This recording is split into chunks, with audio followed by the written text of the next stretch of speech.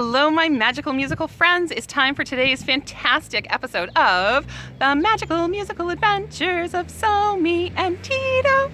Today, what Somi and Tito would like to share with you is our melodica. It's this instrument that you can see right here in the back that my fantastic little related to assistant is going to be demonstrating for us today. Yay!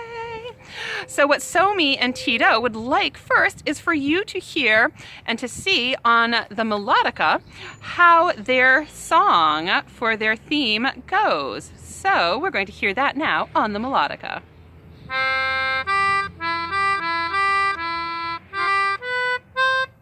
So those were the notes for do, so, mi, ti, and do. We're going to get a little bit of a closer look here so that we can see what they are. If you want to have do, it's going to be C. If you want to have so, it's going to be the note G. If you want mi, it's going to be the note E. If you want T, it's going to be the note B.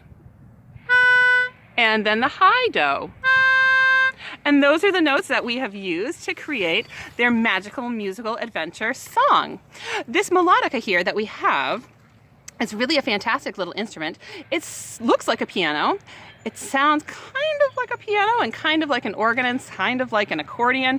That's because it's sort of made up of all those different things. It has this fantastic little tube here that gets blown into. And when my student here blows into this tube, the air goes all the way through that tube into a chamber or a box here inside this instrument. And when she pushes down on any of these keys, it opens up a little reed and the air flows through that reed, and that is what causes the sound. So it's a wind instrument, yes. It's a percussion instrument because you're pushing down on those notes to release the sound. And it's a reed instrument because they have little reeds in there. Usually, if you're in the music classroom, those reeds are made up of something like actual reed. If you're playing a clarinet or an oboe or a saxophone, something like that.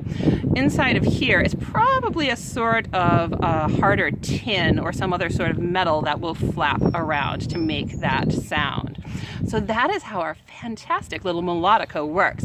What we're going to do, we have here a bottle and we have a little piece of cardboard, and we're going to kind of demonstrate how when you blow over something with different lengths, it'll create a different pitch. That's how we get the different pitches in the different notes on our melodica here.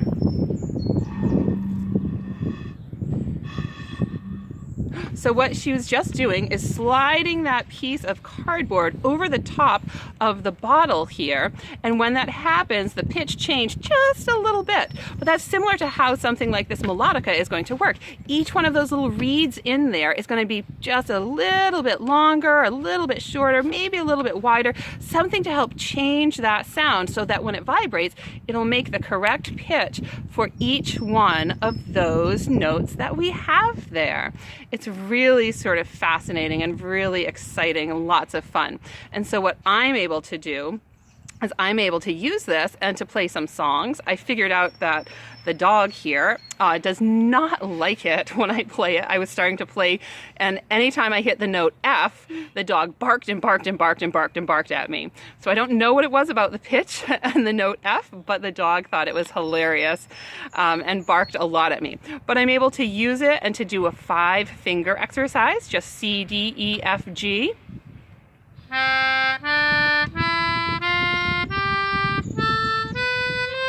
Or a scale like Joanne just did there.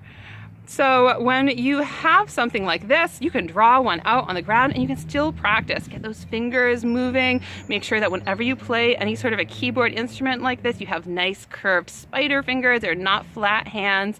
If you're a younger student, you'll remember that in music, we went through the sets of 3 black cats and 2 best friends, and you can find those on your keyboard that you have at home, or you can draw one and you can do it that way. You can practice your 5-finger exercises. Yeah, go ahead.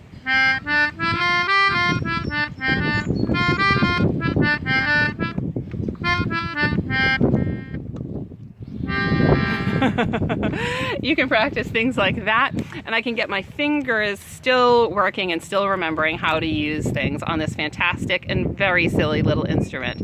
Also, as you can tell, we're sitting outside right now, and all of the neighbors around here are loving that we're playing our different instruments and that we're being ridiculous musicians. A couple of times they've peeked out their doors in the middle of the night when we've been playing ukuleles and singing songs. So I want you to continue to enjoy your music. I want you to continue to remember, so me and Tito want you so much to be singing and dancing and playing songs and doing all sorts of things and being creative in all of your music. So until next time, my dear magical musical friends, have a fantastic day. So long, farewell.